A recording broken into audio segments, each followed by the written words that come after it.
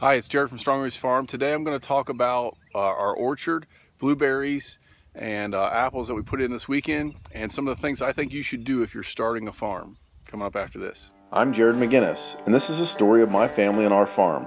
About a year ago, we purchased a small rundown farm and began working to transform it into a local, sustainable food source for our community.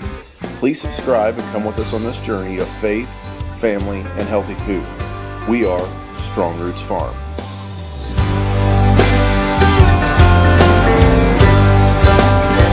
So we've been here at the farm about a year and a half now. Okay, so some of the things that we did in the beginning, first was our perimeter fence. We tore out all our fence, we logged the property. Those were kind of the high priorities. The property was damaged pretty bad in the back. It wasn't suitable for cows yet, it didn't drain well. So we focused on that first. We already had cows before we moved here, and so I kind of focused on that first. And then we went into vegetables right away. I didn't look at perennials a whole lot. Looking back now, I would recommend you do what we did today. So I'm going to go through the two things. We did an apple orchard, which is just 4 trees, nothing big, and some blueberries. I put those in today. And I recommend you do those kind of things first. One, because they don't take up a lot of time. In 2 hours, I had both of these products in. And they're not maintenance-free items, but they're pretty close. They don't require weekly, nitrogen. They don't require weekly issues. As long as you're getting good rain, and you're pretty good, or put some drip irrigation into them, you'll be fine. But other than that, they don't need a whole lot of work. After about 3 years, the blueberries and the trees will need some pruning, but that's a one-day thing out of a year. So I recommend you do those kind of things. These perennial things that you want to have, they take several years to develop anyways. Those are some good items, I think, if you're starting a farm and you have the room and it's a part of your mission, whatever that would be, that I think you should do. It's going to work well for us because they're nice for the U-pick customers. I don't know that I'll pick berries and apples and put in my CSA bags or my vegetable club bags, just due to the fact that I don't want to have a whole lot of them, and they're hard to pick. They take time to pick, those kind of things. So, but for us, we like them. I'm not a huge blueberry fan. I'm in Ohio, and there's not a huge blueberry culture around here, but I'd like them every now and then. They're nice. They do take some work though, so to pick as far as that.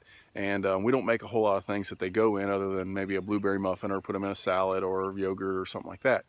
So I added them to my farm. I think they're good. Let's talk about the blueberries first, and then we'll go into the apple. Okay, the first thing with the blueberries was my site selection. So what I chose is we've kind of got these pine trees here in our front yard. You can see the road is here behind me. This is south directly this way. And so I'm gonna get pretty good sun on this side of these trees. I'll have morning shade, but the house is blocking it anyways. And this is kind of our front garden. The blueberries, as a car passes, the blueberries always are also a part of your edible landscape. So they're pretty, they have flowers, they're gonna be big green bushes. So they're gonna add into our landscape, and they serve a purpose as well.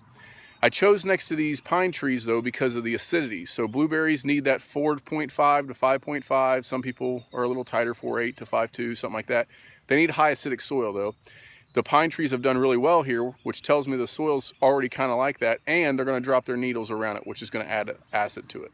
So planting the blueberries, all I did was dig my hole typically like you would any other bush, twice the size of your pot, those kind of things, deep, get the soil around it tilled up. But what I did was I took these pine needles that are laying around these pine trees back here, and I kind of based the bottom of the hole with those.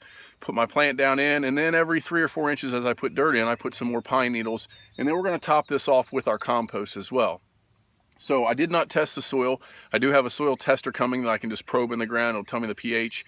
So I might have to add some phosphorus, but I'm looking at as many organic ways as I can to not use a synthetic fertilizer or anything like that. So I'm okay with the phosphorus, but we're gonna look into that some more. So I think that the pine needles, those kind of things will help. Wood chips, I hear bad things about wood chips if you put brand new wood chips on, but if they're 1 year old, they're okay. So we're gonna put some wood chips around eventually. Eventually this whole garden, because there is some grass here right now, will have fabric around it and then covered with wood chips completely. So we'll get our drip irrigation in, all those things. But today, that's all I did planting. So as we look at the plant here, I bought Freedoms. What's gonna happen is these things really bud up, okay? As they grow a couple weeks, they're gonna bud up. I'm gonna pull all the buds off the first year. That'll encourage good root growth and add some height to my plants. and in the second year I'll have better production due to that. So watering, as you go into watering on blueberries, they say an inch of rain every week. Another car. And they don't need a whole lot else other than that though. Checking your acidity, all that kind of stuff. But other than that, the inch of water every week. And I went about 4 to 5 feet on my spacing with these. So I didn't put them in a single row. I kind of bunched them up, leaving aisleways between, but they're about 4 to 5 feet apart. Let's go look at apples. So here behind me is my apple orchard. I've got 4, so I'm not a huge orchardist here, okay? I don't have a lot. It's just 4 apple trees as we go through them. And I got 4 different varieties. So I've heard good and bad about this. The people, and this is kind of my prior knowledge and all those things, don't buy multiple varieties. You got to have at least 2 or 3 of the same variety of tree. That was kind of my prior education. That's what I was told on these trees. So make sure you get some of the same varieties. I chose not to do that. I have a permaculture friend who's a pastor, Pastor Duke, and he said just buy 1 of each. It's all right. If you want to buy 2 or 3 of the same, it's fine, but just buy different varieties. If they crossbreed, fine. Whatever happens, happens. But you'll have good success that way. Apples will come in different times a year, and you'll be good for the most part. We're talking weeks on the production harvest there, though. So what we chose was we got 4 different varieties here. Actually, the local farm supply store had them, and they had them pretty cheap. They were pretty decent sized trees. They were well taken care of, and they're well pruned. So we went for it. They were pretty cheap. I think I paid 22 bucks for them. So we decided to put these 4 trees in. Let's go into that. I dug my hole twice as big, just like I do with any other shrub or anything like that. I put some compost in the bottom, and then I put my tree in and layered some compost as we went up. And then you can see I kind of have like a compost mound around them. Eventually it'll be mulch. Spacing, I went 15 feet. You can go tighter than that if you want. South is still this way. There will be some shade, but for the most part, the trees are here in a good open area, especially during the summer. They're going to get lots of nice sun.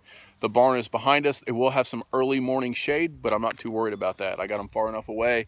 By 9:30, I'll have plenty of, there'll be direct sun all day. So they're going to get at least 10 or 15 hours of sun during the summer. In the winter, they might get 6 to 8. So we're going to be okay there, and I'm pretty happy with that. So spacing was 15 foot. I went 15 foot for my fence. I went 15 foot between them.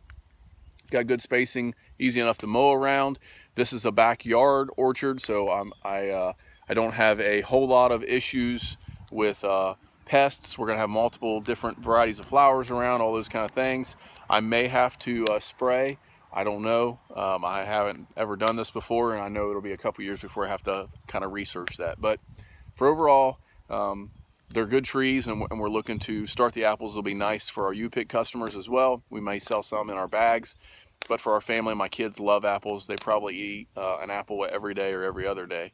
So we're going through the apples right now in the house. So it's a good product for us to add to our farm. If you've been watching my videos, you've been hearing me talk about our addition. So the outside of our addition is done. It's backfilled. I got the wiring done.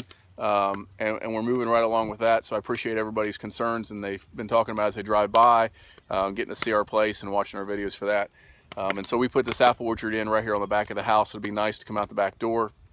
Place is still trashed pretty much from all the excavating and things and the dirt that we have, but we're really happy with what we're doing here. So I appreciate all the comments about that. Let's go into why I believe that apples and blueberries, I also have raspberries and blackberries coming, why I think those are good. Okay, so the first thing is if you have corners, it's a good thing to put these in these corners. Spaces that you wouldn't use for planting, spaces that you can't get equipment in, whatever that would be, it's a good item to add to your farm. The more species of plants that you add, the more species of animals that you add, you attract other species. So as these species come in, you kind of get this permaculture growth going. You get multi-diversity on your farm. All those things are good.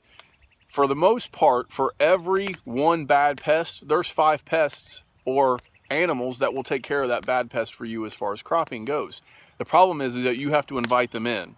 So by adding multi-species of things, by putting multi-different crops out, by putting multi-different animals on the same pasture, you're inviting in these other species to take care of the problems that you have. For instance, Joel Salatin stacks chickens behind the cattle. Then he stacks turkeys behind that, and he also has pigs. Judy has all these lambs and stuff in with it. All these things, they benefit each other. So the chickens aren't going to take down my production on my pastures, but they are going to clean up behind the cattle. So it's a good stacking. He calls it stacking fiefdoms, but it's a good stacking of animals just for the sanitation of your land.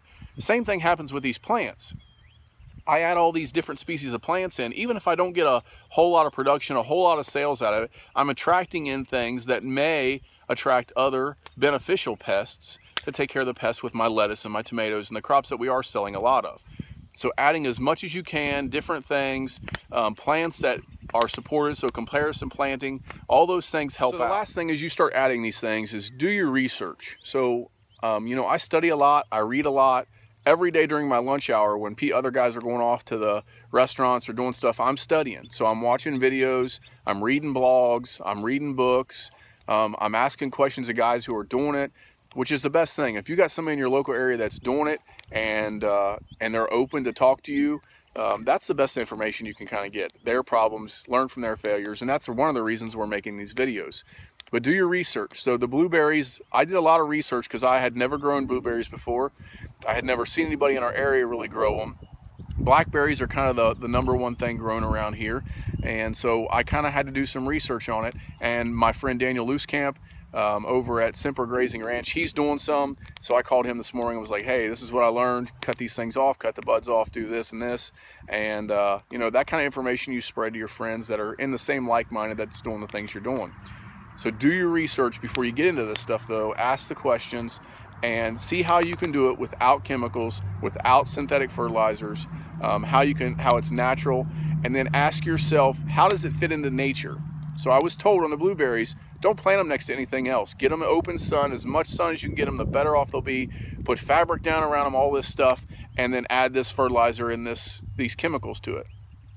But nature shows me that they grow around pine trees, they grow in high acidic soils, and they grow on edges of woods typically. Okay, same with the blackberries and those things. We're trying to mimic nature a little bit with that as we plant them around our trees.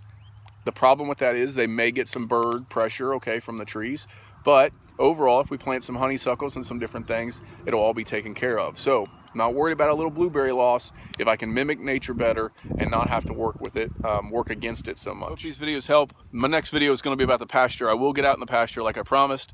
I will show you our cover cropping, show you some of the things that we're thinking about doing, tell you about the new mix that I just bought, and we'll go through some of that stuff here in the future. If you got any questions or anything that I can help you with, please comment, please email us, whatever you got to do. I'll put all that stuff in the description. And always let us know if you see something that we're doing that's wrong or you have ideas for us. That's the things I enjoy most about this YouTube is when people say, hey, try this. Hey, you ought to think about this. This is good to put around them. This made my blueberries like crazy. Those kind of comments, they help me. That's what we're here for. So let us know if we can help you, but obviously help us if you can. Give us some comments. Appreciate you watching. As always, thanks for watching. Tell your mama and them. Subscribe and comment to continue with us on this journey. And don't forget to check out Noah Smith at noahsmithmusic.com.